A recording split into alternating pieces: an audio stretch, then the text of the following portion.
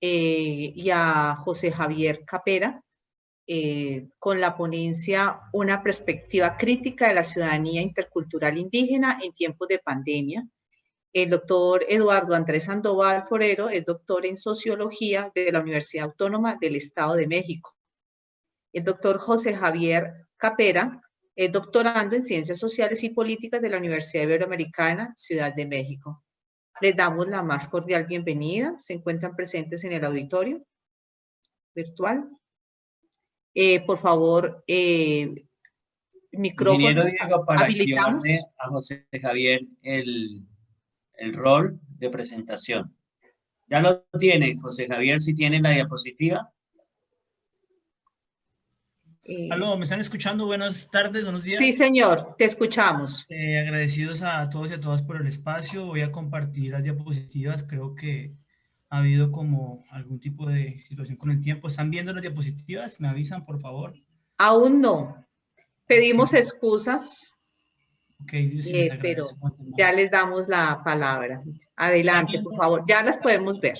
Perfecto. Esto es una investigación que se viene ya desarrollando. Estamos en la última fase. Venimos trabajando de la mano con organizaciones indígenas en México, en Colombia, en Guatemala, en Chile, y particularmente con pueblos indígenas del Tolima, con el CRIPS y con algunas organizaciones indígenas. Y bueno, pues queríamos reflexionar acerca de una perspectiva crítica de la ciudadanía en tiempos de la pandemia. Y partimos de señalar de que existe un exterminio y otras pandemias que históricamente han vivido y han resistido los pueblos indígenas. Pandemias del exterminio. José Javier, ¿puede darle presentación completa, la copita para la presentación para que les salga completa la pantalla? Perfecto. ¿Me ven ahí completo? Me avisan, por favor. Bueno, sigo hablando entonces. Existen otras pandemias. Una pandemia del exterminio de las lenguas, una pandemia del exterminio racial, étnico, una pandemia de la discriminación, la indiofobia, un desconocimiento de los derechos indígenas en términos de legalización y de tierras colectivas, una persecución y asesinato sistemático de líderes sociales indígenas y líderes indígenas. Y bueno, creo que todos esos fenómenos de pandemias se vuelven más fuertes con la presencia del COVID-19 y la negación del Estado colombiano frente al sistema de salud intercultural diferencial.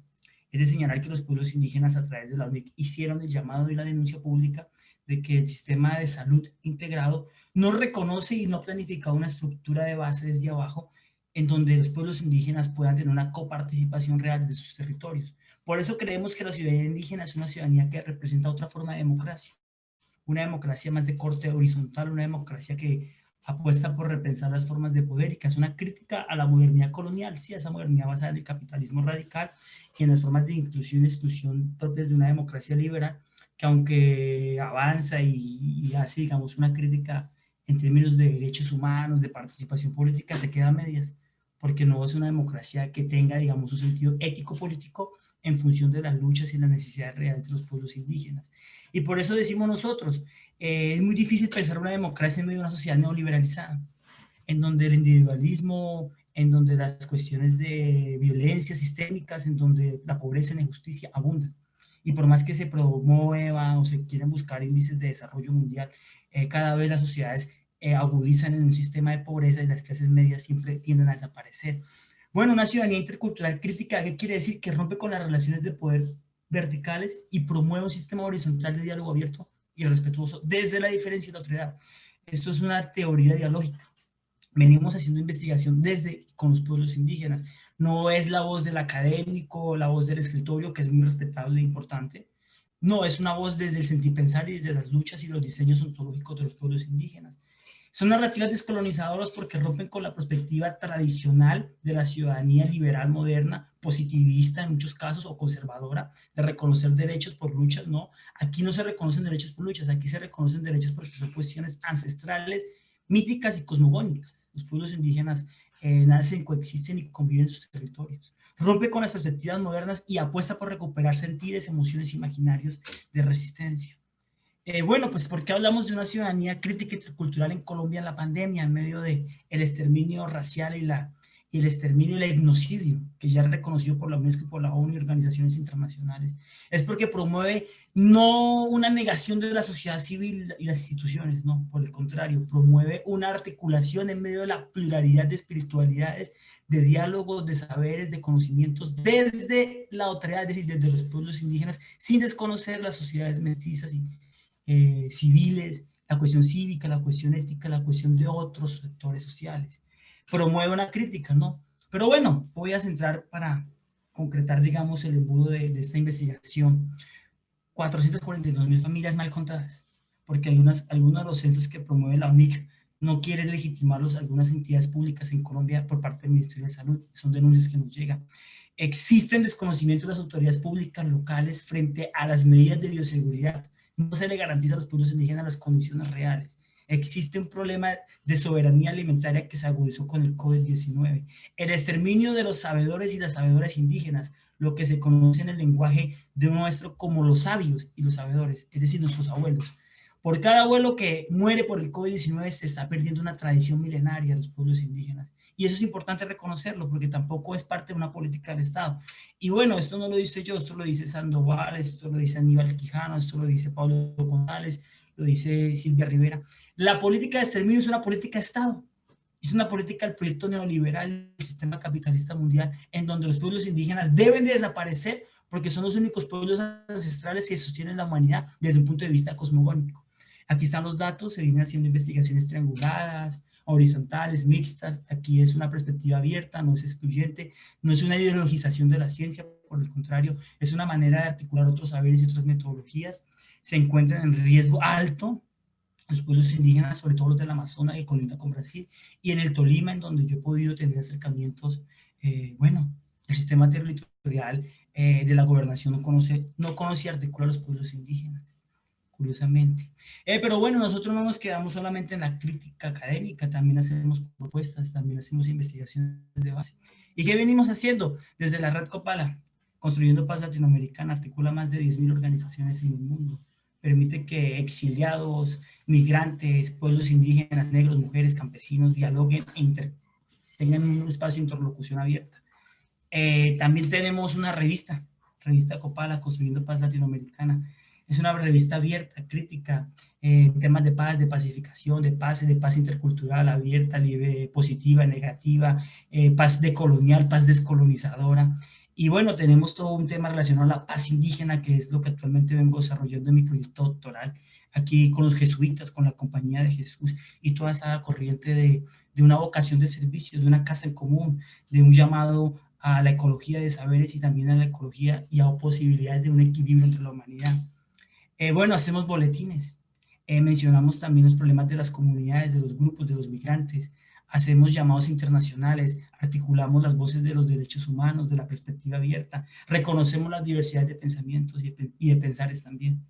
¿Qué hacemos? Editamos libros, coeditamos, internacionalizamos, superamos, acabamos con esas redes endogámicas, coloniales y criollas de algunos sectores que se adueñan de poder, democratizamos el saber desde los saberes y desde los saberes ancestrales, populares, culturales, desde diversas corrientes de pensamiento epistémico, metodológica, teórica, conceptual, y eso queremos hacer, y eso veníamos en la diapositiva. Este libro lo hicimos con la UNAT Ibagué Tolima, la maestra muy conocida y reconocida internacionalmente, Andrea del Pilar, y el padre Jaime Buenaventura.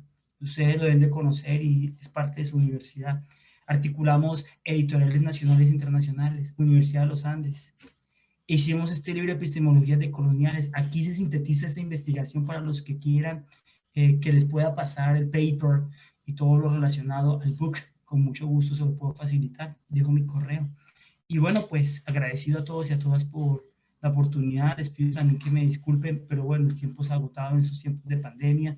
Las cargas laborales, académicas, científicas, los compromisos de base nos quitan mucho tiempo, pero también es una labor que nos llama y una vocación de servicio.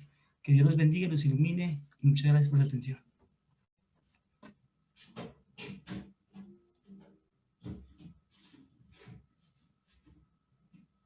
Muchísimas gracias por la presentación, excelente presentación. Entonces, vamos a dedicar unos minuticos para el diálogo a través de algunos interrogantes que se han planteado.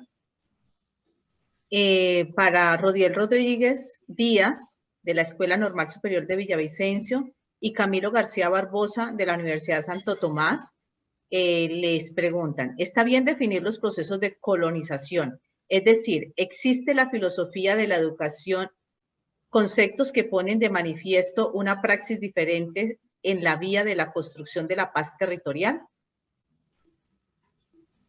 Bueno, muy buenos días. Esa pregunta está muy interesante.